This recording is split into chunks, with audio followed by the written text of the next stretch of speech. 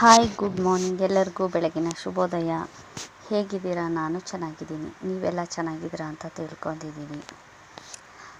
ಇವತ್ತು ದಪ್ಪ ಮೆಣಸಿಕಾಯಿ ಪಲ್ಯವು ಯಾವ ಥರ ಮಾಡೋದು ಅಂತ ನೋಡೋಣ ಬನ್ನಿ. ಯಾರು ವಿಡಿಯೋ ಸ್ಕಿಪ್ ಮಾಡಬೇಡಿ, ಕೊನೆವರೆಗೂ ನೋಡಿ.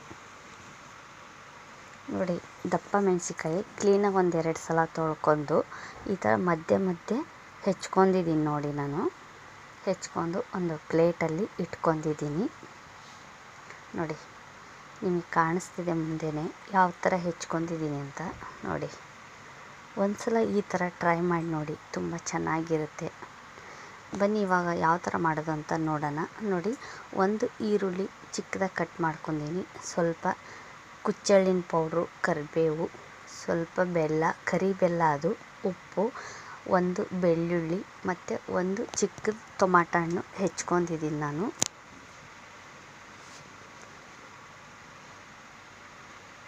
ನೋಡಿ, ಈ ಥರ ಹೆಚ್ಚಿ ಮುಂಚೆನೇ ಇಟ್ಕೊಂಡಿದ್ದೀನಿ ನೋಡಿ. ಕರಿ ಬೆಲ್ಲ ಯೂಸ್ ಮಾಡ್ತಾಯಿದ್ದೀನಿ. ಬನ್ನಿ ಇವಾಗ ಒಗ್ಗರಣೆಗೆ ಹಾಕೋಣ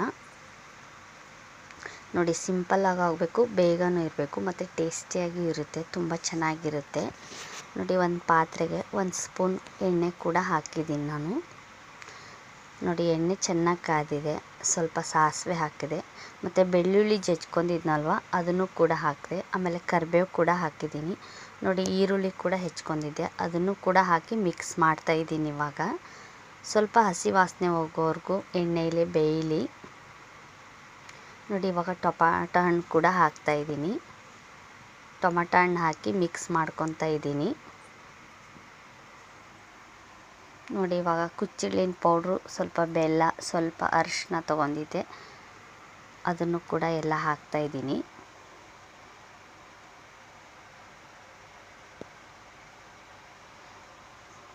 ನೋಡಿ. ನಾನು ಇಲ್ಲಿ ಹಸಿ ಮೆಣಸಿಕಾಯಿ, ದಪ್ಪ ಮೆಣಸಿಕಾಯಿ ಪಲ್ಯ ಮಾಡೋದಕ್ಕೆ ನಾನು ಹಾಗಾಗಿ ಖಾರಕ್ಕೆ ಏನೂ ಹಾಕ್ತಾಯಿಲ್ಲ, ಅದೇ ಸಾಕು ಖಾರ. ಇದು ಖಾರ ಜಾಸ್ತಿ ಇರಲ್ಲ ನಮ್ಮ ಕಡೆ, ಇಲ್ಲ ಖಾರನೇ ಇರಲ್ಲ.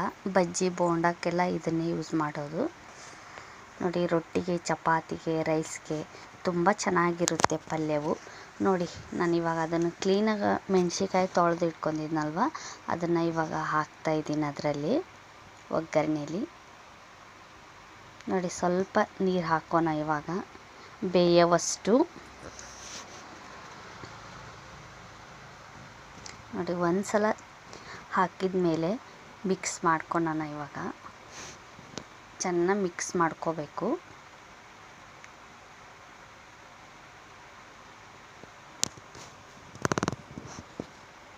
ನೋಡಿ. ಗ್ಯಾಸ ಲೋ ಫ್ಲೇಮಲ್ಲಿಟ್ಟು ಒಂದು 10-15 ನಿಮಿಷ ಬೇಯಿಸ್ಕೊಂಡ್ರೆ ಸಾಕಾಗುತ್ತೆ ನೋಡಿ. ನಾನು ಬೇಯೋಷ್ಟು ಸ್ವಲ್ಪ ನೀರು ಹಾಕ್ತಾಯಿದ್ದೀನಿ, ತುಂಬ ಹಾಕ್ತಾಯಿಲ್ಲ ನೋಡಿ. ನಾನಿವಾಗ ಗಟ್ಟಿ ಪಲ್ಯ ಮಾಡ್ತಿರೋದು ಇದನ್ನು, ಹಾಗಾಗಿ ತುಂಬ ರುಚಿ ಅಂದರೆ ರುಚಿಯಾಗಿರುತ್ತೆ ಈ ಪಲ್ಯವು. ನೀವು ಒಂದು ಸಲ ಟ್ರೈ ಮಾಡಿ ನೋಡಿ, ಯಾವ ಥರ ಬಂತು ಅಂತಲೂ ಕಮೆಂಟ್ ಮಾಡಿ ತಿಳಿಸಿ ನೋಡಿ. ಇವಾಗ ಚೆನ್ನಾಗಿ ಕುದೀತಾ ಇದೆ. ಗ್ಯಾಸ್ ಮಾತ್ರ ಲೋ ಫ್ಲೇಮಲ್ಲಿಟ್ಟೆ ನೀವು ಬೇಯಿಸ್ಕೋಬೇಕು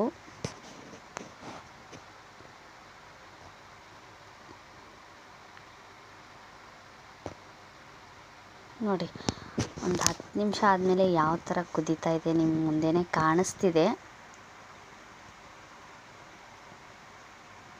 ನೋಡಿ. ಈ ಥರ ಒಂದು 5-10 ನಿಮಿಷ ಆದಮೇಲೆ ಚೆನ್ನಾಗಿ ಬೆಂದು ಇದು ಆಗಿರುತ್ತೆ. ಆವಾಗ ಒಂದು ಸಲ ಮಿಕ್ಸ್ ಮಾಡ್ಕೋಬೇಕು ಚೆನ್ನಾಗಿ, ಉಪ್ಪು ಖಾರ ಎಲ್ಲ ಹೊಂದಾಣಿಕೆ ಆಗೋ ಹಾಗೆ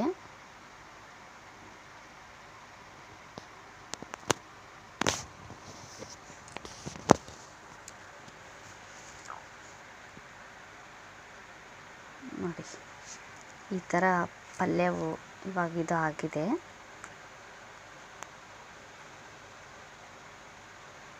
ಇನ್ನೊಂದು 2 ನಿಮಿಷ ಬೇಯಬೇಕು. ಇವಾಗ ಒಂದು 5 ನಿಮಿಷ ಬೆಂದಿದೆ ಇದು ಪಲ್ಯವು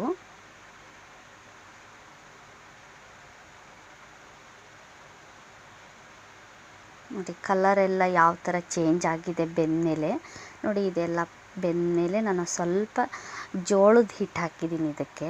ನಮ್ಮಮ್ಮ ಕೂಡ ರೊಟ್ಟಿ ಮಾಡ್ತಾಯಿದ್ದಾರೆ ನೋಡಿ ಬಿಸಿ ಬಿಸಿ ರೊಟ್ಟಿ ಮಾಡ್ತಾಯಿದ್ದಾರೆ. ಯಾಕೆಂದರೆ ನಿಮಗೆ ಗೊತ್ತಿರುತ್ತೆ, ಹಳ್ಳಿ ಕಡೆ ಎಲ್ಲ ಬೆಳಗ್ಗೆನೇ ರೊಟ್ಟಿ ಮಾಡ್ತಿರ್ತಾರೆ. ನೋಡಿ ಈ ಥರ ರೊಟ್ಟಿ ಉಬ್ಬಿದರೆ ತುಂಬ ರುಚಿಯಾಗಿರುತ್ತೆ. ಅಮ್ಮ ರೊಟ್ಟಿ ಮಾಡ್ತಾಯಿದ್ರು, ನಾನು ಪಲ್ಯ ಮಾಡ್ತಾಯಿದ್ದೆ.